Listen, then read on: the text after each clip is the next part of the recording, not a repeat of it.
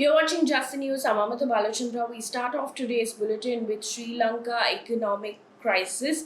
Sri Lanka's cabinet ministers resigned with immediate effect late on Sunday night as the country experiences its worst ever economic crisis. There's fuel shortage, essentials shortage, but the resignations happened without the president and the prime minister. Now, widespread public protests have taken place in Sri Lanka over the last couple of days, especially on Sunday evening, despite a curfew that had been imposed till Monday. Now, that curfew was lifted on Monday morning. The enraged public has been demanding that the president of Sri Lanka resign immediately. Now, the government declared a state of emergency after an angry mob surrounded the private residence of Rajapaksa on the 31st of March. Meanwhile, post this development, President Rajapaksa invited all political parties represented in the parliament to accept ministerial portfolios to help find a way out of the country's worst ever economic crisis. The president also announced at least 4 new ministers, including firing his brother and finance minister Vasil Rajapaksa from his post. In the meantime, there was also news coming in that Sri Lanka's Colombo stock exchange today said that it has halted trading of shares for 30 minutes due to sharp fall in the benchmark share price index. Sri Lankan Central Bank governor has also resigned. Now, protests in Sri Lanka continue because the main demand is resignation of the president.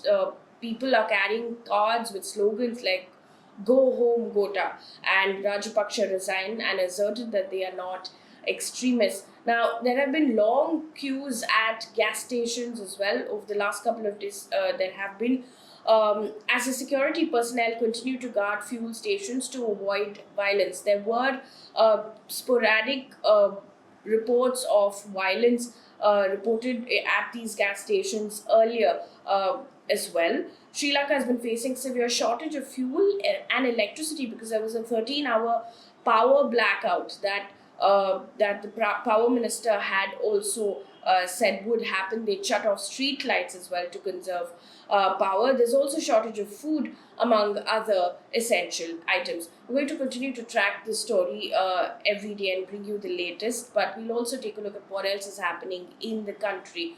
Our top story is that fuel prices have risen for the 12th time in 2 weeks. Now, petrol and diesel prices have seen a rise of over 8.40 rupees per litre in the matter of 2 weeks. Now, today it's been hiked by over 40 paise per litre. In Delhi, petrol costs 103.81 rupees per litre. In Mumbai, petrol costs 118.83 rupees per litre. In Chennai, petrol costs about 109.34 rupees per litre. In Kolkata, petrol costs about 113.45 rupees per litre. There you have it, the chart there. In Mumbai, diesel has crossed the 100 rupee mark. In Delhi, it's about 95 rupees per litre. In Chennai, it's closing in on the 100 rupee mark. Now, in the meantime, Rajya Sabha was adjourned today as opposition kept up protests over fuel price rise.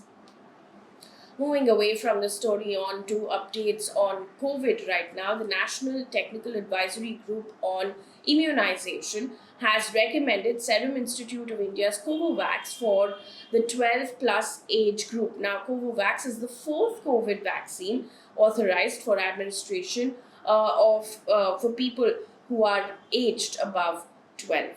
Meanwhile, following several states such as Maharashtra, Delhi, West Bengal, Haryana has now withdrawn its mask mandate as well. Now, no penalty shall be imposed on people for not wearing masks. Earlier, the fine for this was 500 rupees. The government has now, however, urged citizens to continue following COVID-appropriate behavior.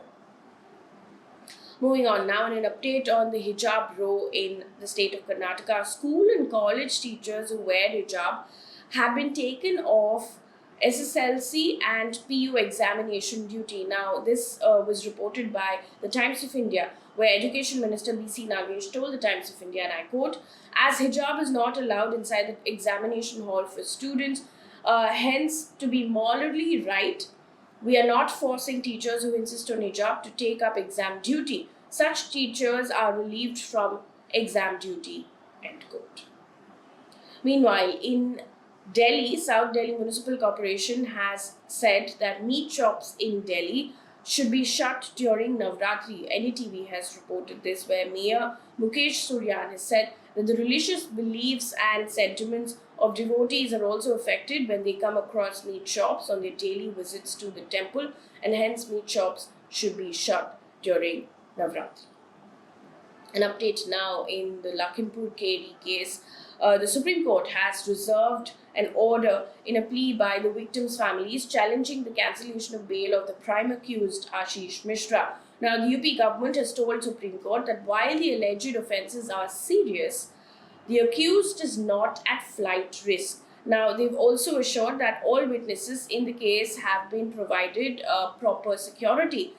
Appearing for the petitioner, senior advocate Dushyant Dave has said that the Allahabad High Court had completely ignored the charge sheet and had only relied on the first information report of FIR while granting bail to Ashish Mishra. Now, Ashish Mishra is the prime accused in the case, and he's the son of Union Minister Ajay Mishra. He was arrested in October last year because in October, 8 people, including 4 farmers, died in the Lakhimpur Kheri violence. Also in the news, Yati Narsinghanand, who was arrested in the Haridwar hate speech case, has now delivered yet another controversial speech. Now, he has urged Hindus to pick up arms, claiming that they face the threat of conversion and violence if, and I'm quoting him, a Muslim is made a prime minister, end quote. Now, the event was organized by Preet Singh, founder of the Save India Foundation, and one of the organizers at the event held at Jantar Mantar last year, where anti-Muslim slogans were also raised.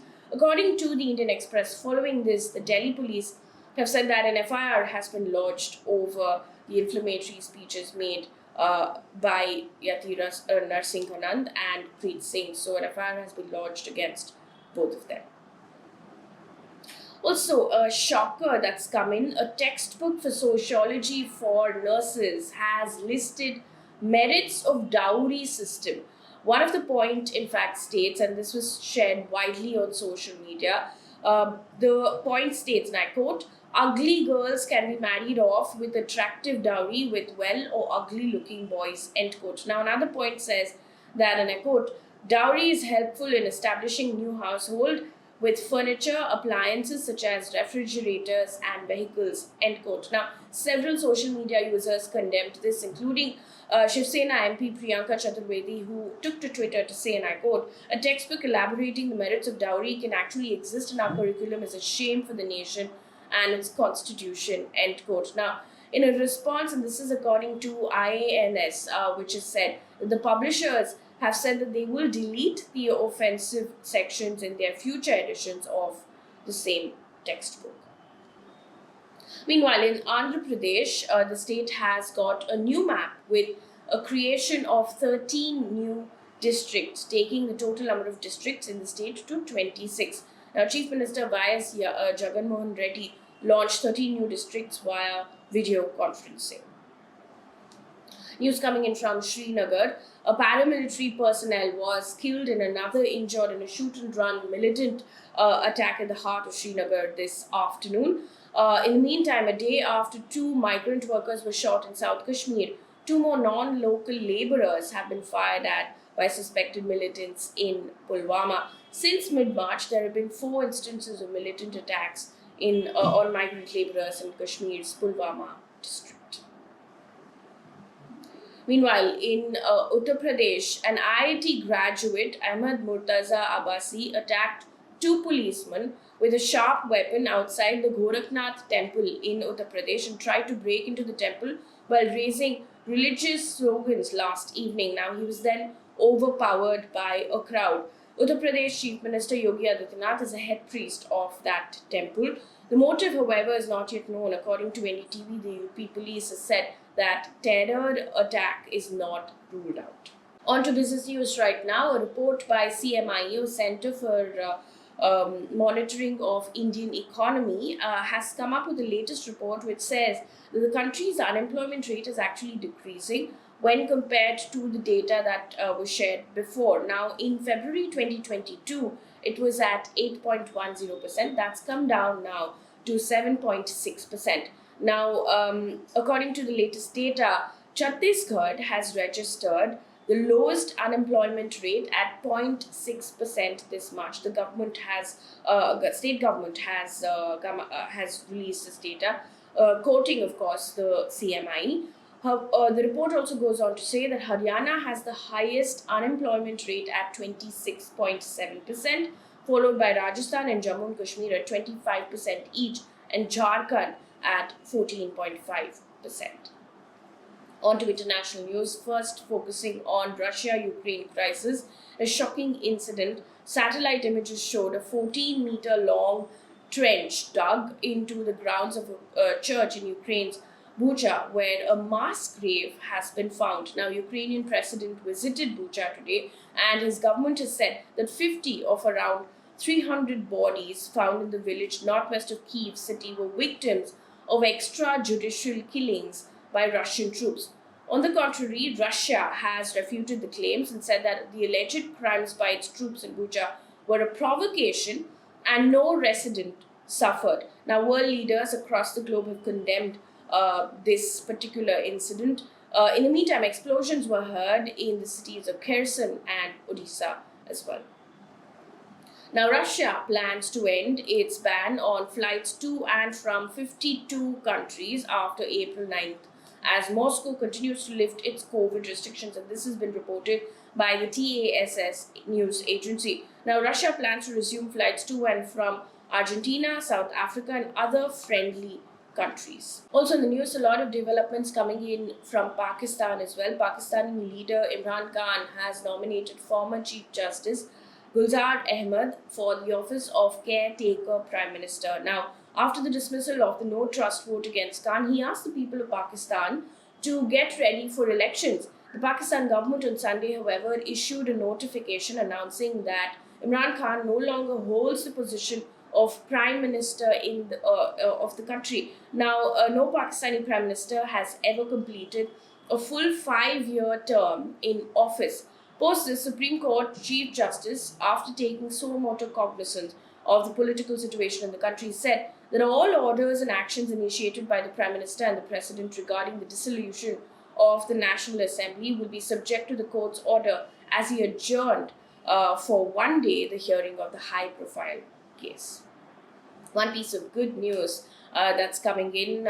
India has recorded less than 1,000 new COVID cases for the first time in 715 days, and this even as COVID restrictions have been eased across the country. Several states are now lifting mask mandate as well, although asking people to follow COVID appropriate behavior. But this is the first time since April 18th, 2020, when 991 cases were reported. The active case count comprises of 0.03% of the total infections, while the national COVID recovery rate has remained at 98.76%. That brings us to the end of this bulletin. Thank you so much for watching. Good night.